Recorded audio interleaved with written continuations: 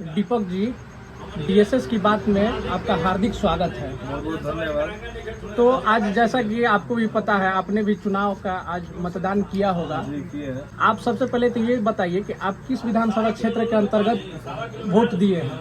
हम डुमराव विधानसभा क्षेत्र के अंतर्गत वोट दिए हुए हैं।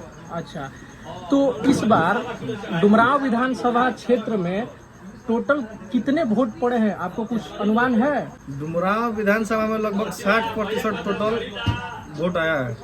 60% के करीब, जो पिछले विधानसभा से ज्यादा पड़ा है या कम?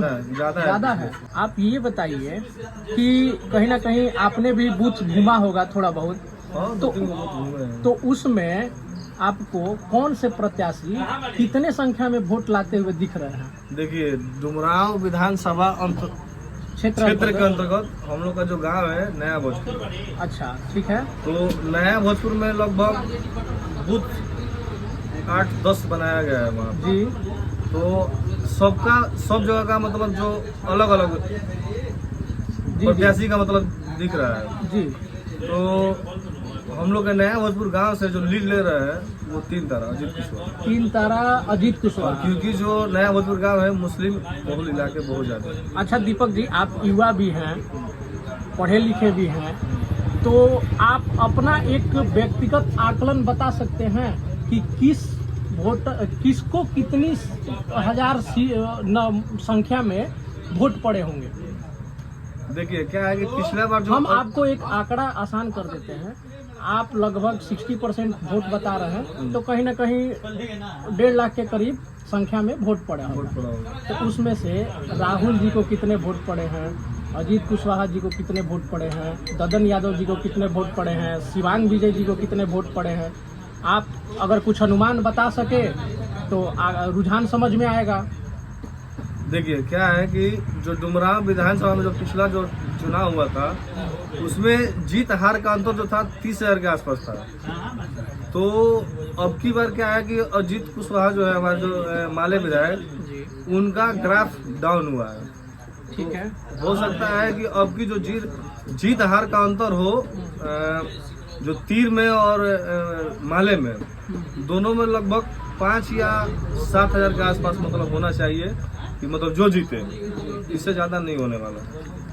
तो आप भी कहीं ना कहीं ये बताने में अभी असमर्थ हैं कि कौन जीत सकता है? हाँ, अभी तो अब देखिए क्या है कि जो पहले के विधायक जो रहे हैं उनका मार्जिन कुछ बहुत ही ज्यादा है, 30,000 ज्यादा होता है। अच्छा अब देखिए उस पर क्या डिपेंड करता है कि दौतन पहलवान कितना वोट काटते हैं उधर से, और जो इधर से जनसुराज पार्टी जो है महाराज शिवांग विजय जी, वो कितना वोट काटते हैं, उसी पे डिपेंड करता है कि कौन जीतेगा। तो कहीं ना कहीं आपके अनुसार लड़ाई एनडीए समर्थित जदयू प्रत्याशी राहुल सिंह जी और आरजेडी समर्थित 3 तारा अजीत कुशवाहा जी में है।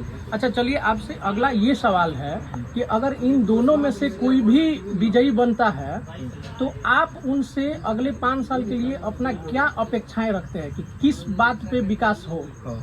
देखिए हम नया भोजपुर के रहने वाले हैं, जो हम लोग का मेन रूट का रोड जो है वो दोनों बहुत साल से खराब है, अभी भी नहीं बना है। विधायक रहे हैं, हमारे गांव में आए भी हैं, लेकिन नहीं बना है। और हम चाहेंगे कि वो पहले क्लियर हो वहाँ से, और दूसरा जो है वो डुमराव का जो रोड है वो बदतर स्थिति में है, चाहे कोई भी विधायक बने उसको क्लियर कराए पहले तो।